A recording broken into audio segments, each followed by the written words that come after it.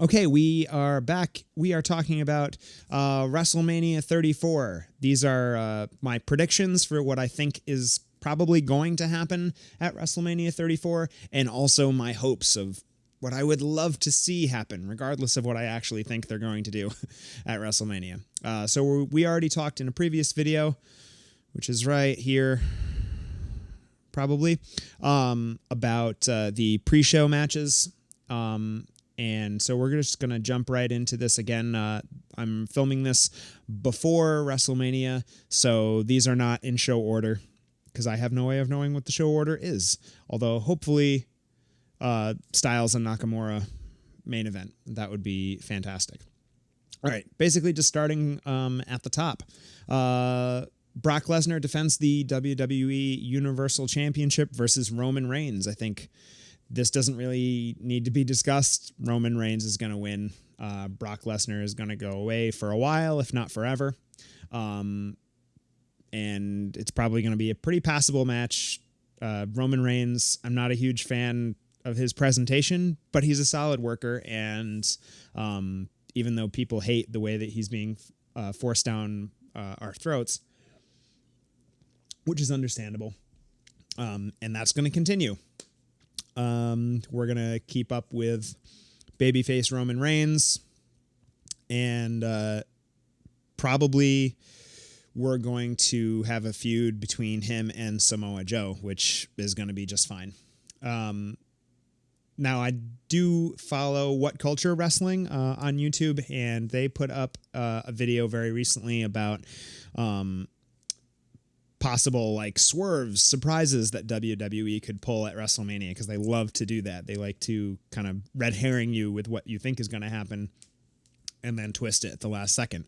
One thing that they did say that they could potentially do is have Brock Lesnar retain the belt. It's pretty common knowledge for, I think, most invested fans that Brock Lesnar is going to lose the belt, let his contract expire, and then probably try for another run at the UFC. But if Vince wants to keep him around, he can shell out some big bucks, and he can maintain that part-time schedule that he's had over the past year.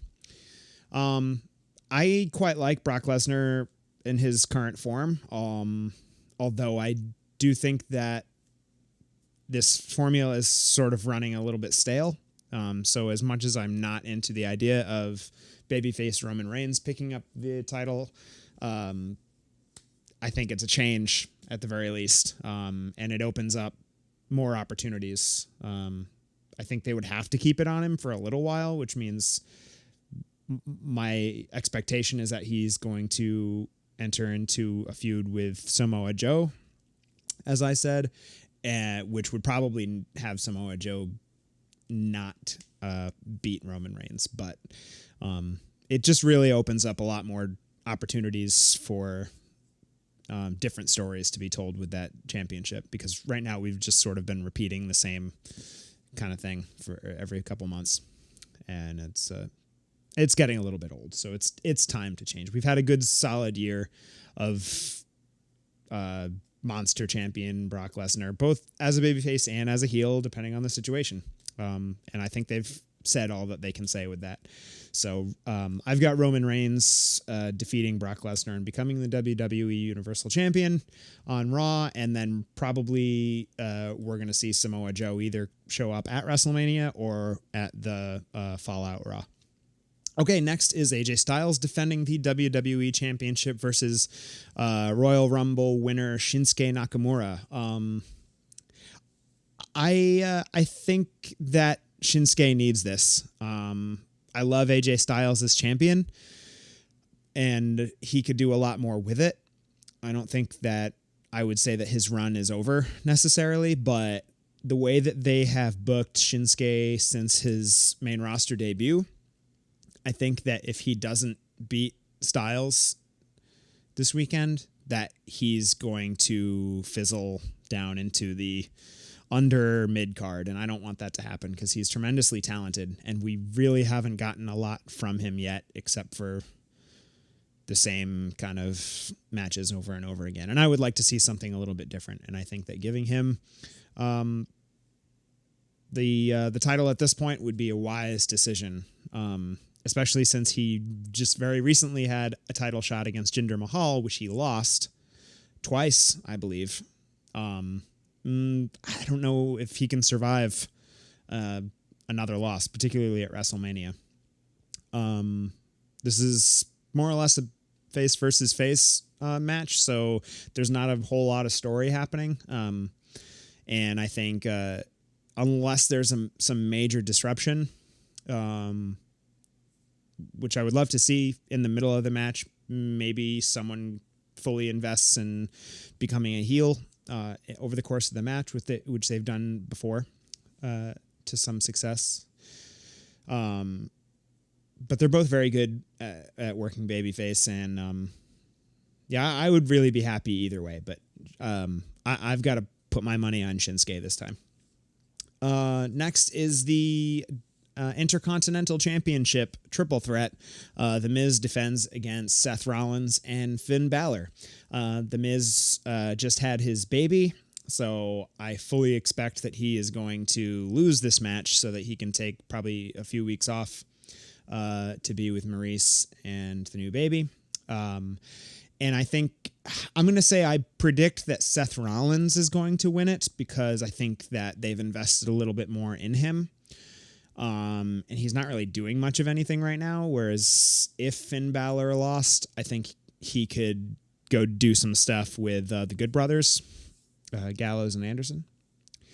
And they could get up to some hijinks. I'm not sure if the club is supposed to be face or heel right now. But because they were working heel, and then Balor got in there and he was kind of shifty, but they haven't really done anything since then that's like heelish. But I think it would be fun to see heel Finn Balor running around with Gallows and Anderson doing, the club stuff. On the other hand, I think that Finn Balor could benefit a lot more from getting this victory. I think that he would be a really fantastic Intercontinental Champion. As of the past few years, I think that title has really sunk below everyone's radar, except when The Miz has it. And they need someone who's going to take that belt and really carry it. In a way similar to The Miz.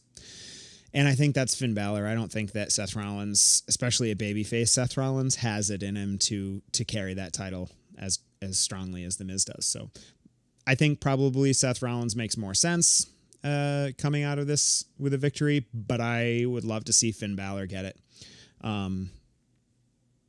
So we'll see how that goes, I guess.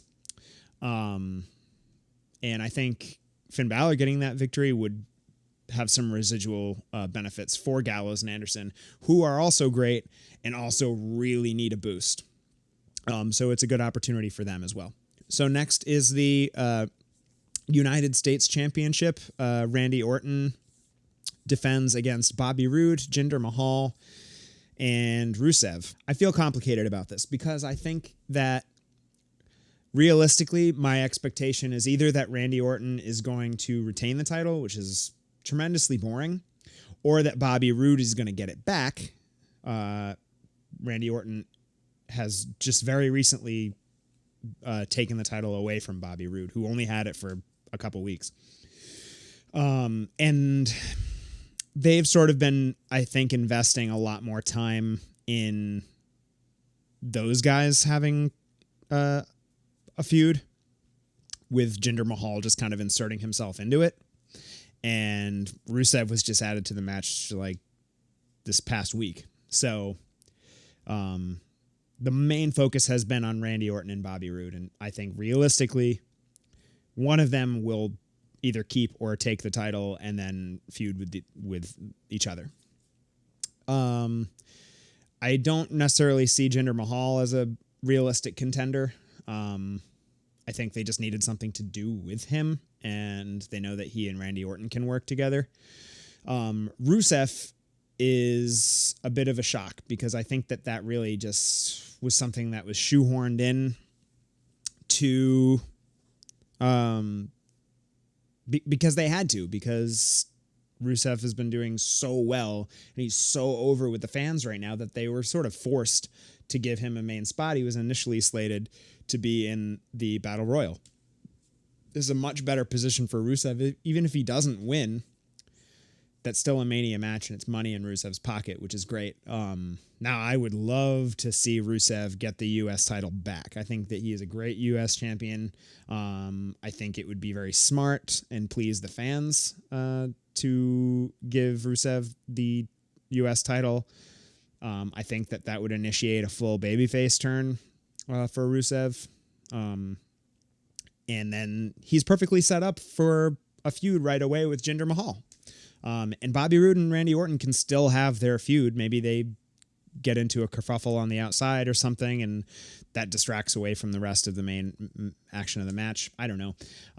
But they don't need the title to feud. They can still have a feud.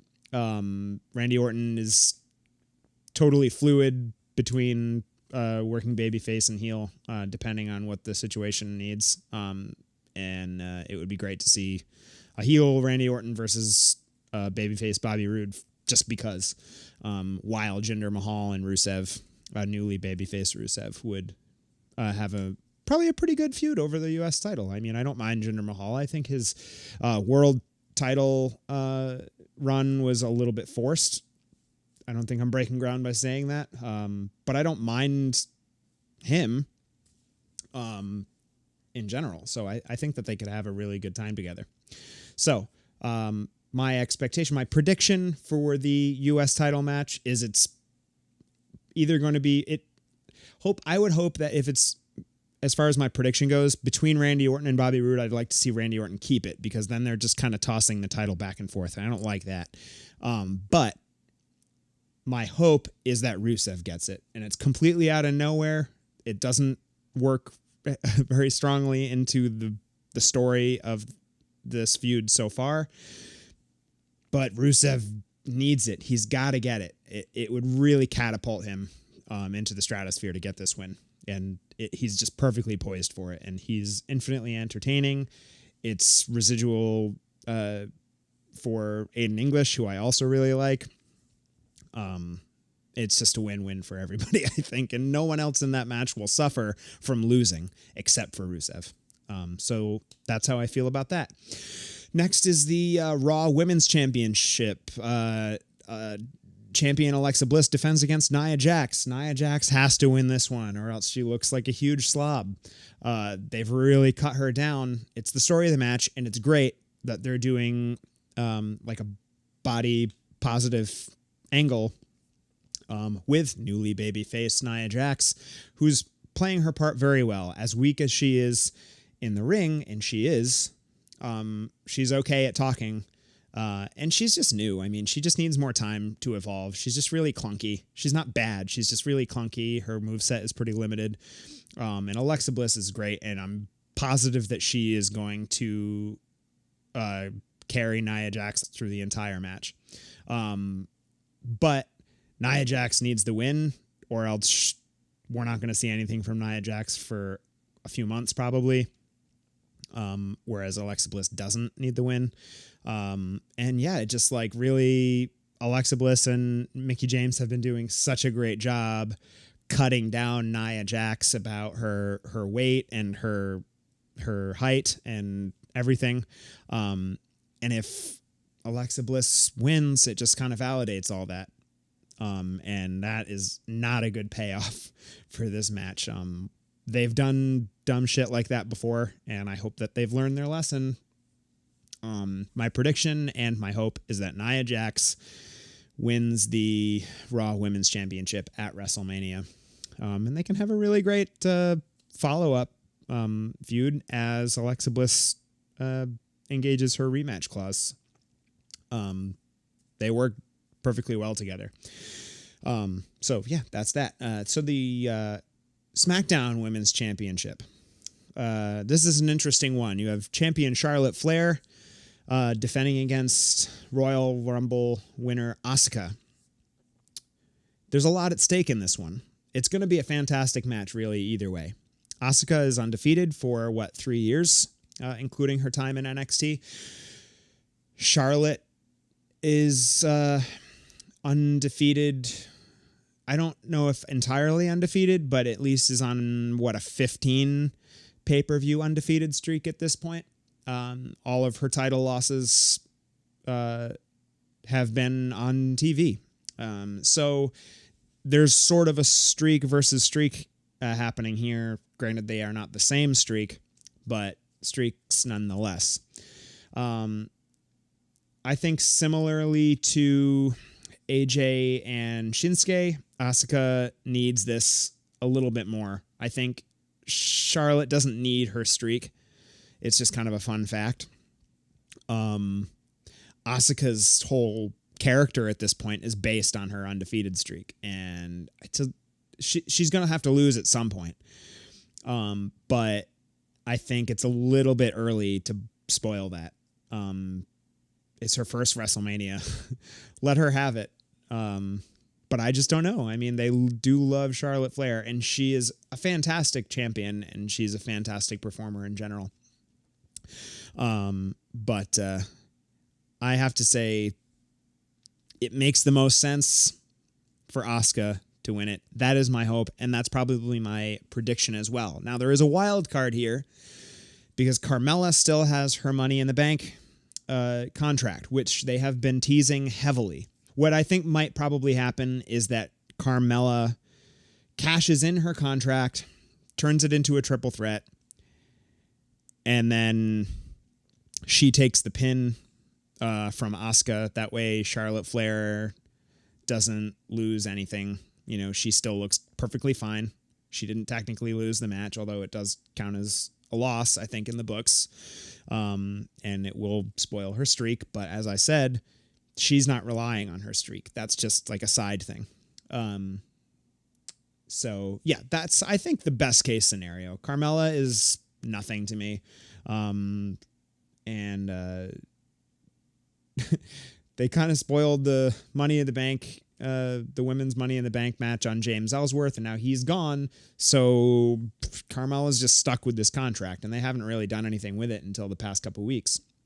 So for me, that's I'm going to say that's both my prediction and my hope that Carmella cashes in her Money in the Bank contract, turns it into a triple threat, and Asuka pins Carmella. That way she keeps her streak, and Charlotte still looks good. Charlotte still didn't technically lose to Asuka. And then they can continue to have a real active feud, because Asuka will, I assume, have to transfer to SmackDown. So that'll be fun. Okay, here's another interesting one. The Raw Tag Team Championship. Now, this is The Bar, Cesaro, and Sheamus defending against Braun Strowman and Question Mark. If you haven't been following TV, there was I believe it was a battle royal, tag team battle royal recently, and Braun Strowman just showed up, and they insisted on being a part of it, and he won. He beat all of the tag teams on Raw for a title opportunity, and Kurt Angle is insisting that he needs to have a partner in order to compete, although he doesn't want to, and they have not announced one yet. So, what is my prediction? My prediction is that Braun Strowman is going to partner with either The Big Show or Kane. It's going to be hugely boring.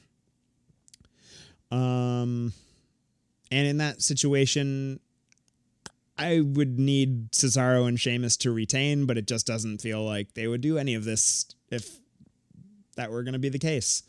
It doesn't even make sense for him to have a mystery partner and then lose. What was the point of the whole thing?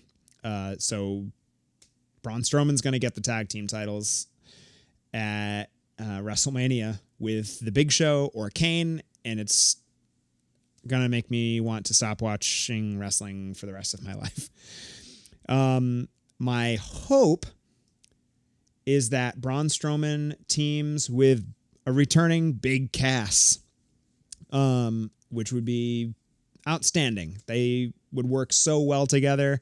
we can pretty much ignore Big Cass's heel turn on Enzo because it only lasted 3 weeks and then he went out on injury. So, and he's been gone, like 8 months now. So we can pretty much just ignore that happens. Everyone will be so excited to see him that he can show up as a babyface. Braun Strowman is now a babyface.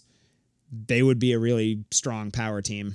And I could see them winning, but I think that in that circumstance, it makes more sense for Cesaro and Sheamus to win than if he were with one of the older guys, because Big Cass is going to be around. I mean, as long as he doesn't re-injure himself, he's got longevity, whereas Kane and Big Show, they're just going to show up, do something for a couple months, and then leave, maybe.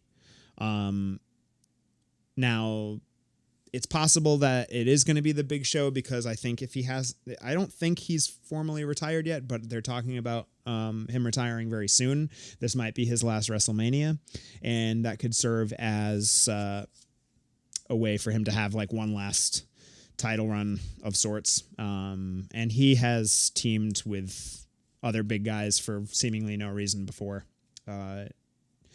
So, you know, it works on paper. But I think for me, my greatest dream is that Big Cass returns and to huge fanfare and is Braun Strowman's mystery partner, and they win the tag belts. They don't have to, because they can continue to work as a tag team. Braun Strowman's better than being in a tag team, so I hope in that case that it doesn't last a very long time. But I mean, I guess we'll see. He, as goofy and green as he was, he worked fairly well in the dynamic of the Wyatt family as a part of that team. So I can see him and Big Cass being pretty functional together. Maybe that's something that works. Maybe they have a really great dynamic, and we can see that, you know, for a little while. What we don't need are more tag teams on Raw, however. There are so many perfectly good tag teams that we're missing out. We already sacrificed airtime for a lot of those guys for Cesaro and Sheamus. And I would have said the same thing about that last year that I'm saying now about Braun Strowman and Big Cass. But they've turned out to be really strong, and I'm really happy with everything that they've done over the past year. So maybe I'll say the same thing. Maybe next year at WrestleMania 35, I'll be talking about how my favorite tag team of 2018 was Braun Strowman and Big Cass. I don't know. But as far as this match right now, that's my hope, is that it's Big Cass and that they win. So the SmackDown Tag Team Championship, we have the champions, the Usos, defending against the New Day and the Bludgeon Brothers. It doesn't really make any sense for the Bludgeon Brothers to not win this match to me. Do I think that they're going to pull the trigger on a title run for the Bludgeons? Not really. It really throws a wrench in the dynamic of the Usos versus the New Day. It changes it up a little bit, but they're so strong and so established that it's hard for me to imagine realistically that they would take the belts away from those guys. They obviously are billing this as sort of the Usos and the New Day versus the Bludgeons.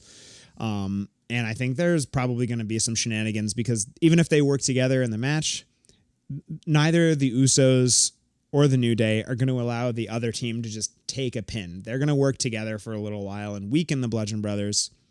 At some point, we're going to see action between the New Day and the Usos. It's going to be great. This is probably going to be a really, really, really awesome match. There's a lot of really good matches on this card.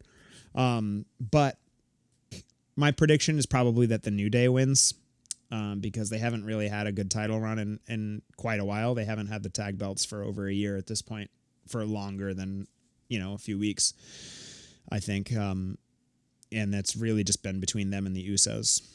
It would be really great to see some new blood with the championships around their waists. And I am a huge Bludgeon Brothers fan. I love what they're doing. Harper and Rowan work awesome together. I know Rowan's a bit sloppy, but Luke Harper's a genuinely talented guy. I love them both in the Wyatt family, and I'm really happy that they're getting this huge push. And I think it would potentially really hurt their momentum to lose this match. And I would love to see them come away with this. They could have a really good rematch feud with the Usos, with possibly some interference from the New Day. They could have a feud with the New Day over the belts. Conversely, I would love to see someone else get involved.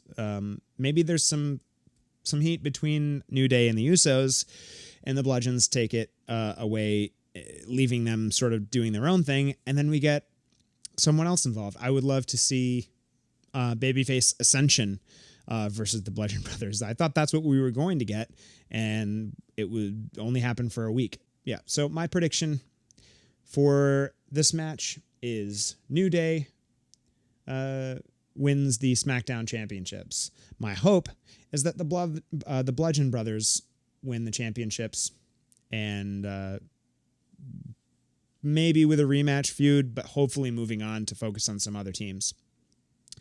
Next is Kurt Angle and Ronda Rousey versus Triple H and Stephanie McMahon. I think it's probably pretty clear that Kurt Angle and Ronda Rousey are going to win this. Ronda Rousey can't start off her career with a big WrestleMania loss. Triple H hasn't won at WrestleMania for the past at least 3 or 4 years. So, I mean, his role is now to come through in WrestleMania season, fight one of the top people in like some authority angle, and lose to them, making them look really, really awesome. They're sort of trying to set up Ronda Rousey to be the new generation female Stone Cold Steve Austin. Is she going to deliver on that? I don't know. She hasn't been bad, but she also hasn't done a lot. And she can't necessarily hide how excited she is to be there, which is fine, but it's contradictory to the image of Stone Cold Steve Austin, right? So if they're trying to do like a rebel versus the authority figure angle here, I don't know if it's going to come off as super genuine with her. I mean, she has quick moments of, getting her badass fighting face on, but I don't know. I mean, maybe it's all an act. Maybe she's just intentionally acting sweet and just happy to be there. I'm not super sure. She's very new to this, so, and I've never seen any of Ronda Rousey's movies, but I have heard from the internet that she's not a very strong actress. So, I guess it remains to be seen what's going to happen. But I think the obvious conclusion for WrestleMania is that Kurt Angle and Ronda Rousey are going to pick up this victory. Triple H and Stephanie are going to lose, and probably won't be seen on television for a few months, as is the pattern for WrestleMania.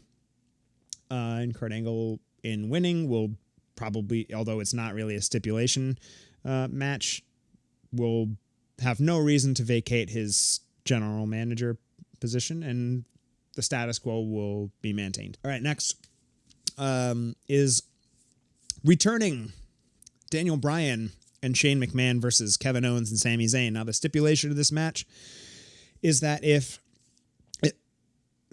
for setup, Kevin Owens and Sami Zayn are kayfabe fired right now.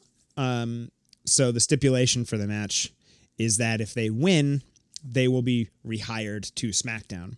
So obviously Daniel Bryan and Shane McMahon will have to lose the match. Daniel Bryan has made it abundantly clear in recent weeks, since being medically cleared to wrestle again, that he does not want to continue being the general manager of SmackDown. So some dissent amongst him and Shane McMahon is predictable. That will result in him being removed from his position or quitting as general manager and returning to active competition. Does that mean we are going to get a heel turn from Daniel Bryan and an alignment with Kevin Owens and Sami Zayn? God, I hope so. Does it make any sense? Probably not. I mean, Daniel Bryan is a babyface character. Daniel Bryan and Shane McMahon are going to lose this match. probably with some fisticuffs between the two of them. I would love to see a heel turn on Daniel Bryan's part for him to cement his alignment with Owens and Zayn. But even if not, I think this is fairly predictable outcome, and it's just going to be great to see Daniel Bryan back in the ring. That is all for the announced matches. Now, there is one more match. We're talking about John Cena versus The Undertaker, which is not confirmed in kayfabe. I don't know if it's... I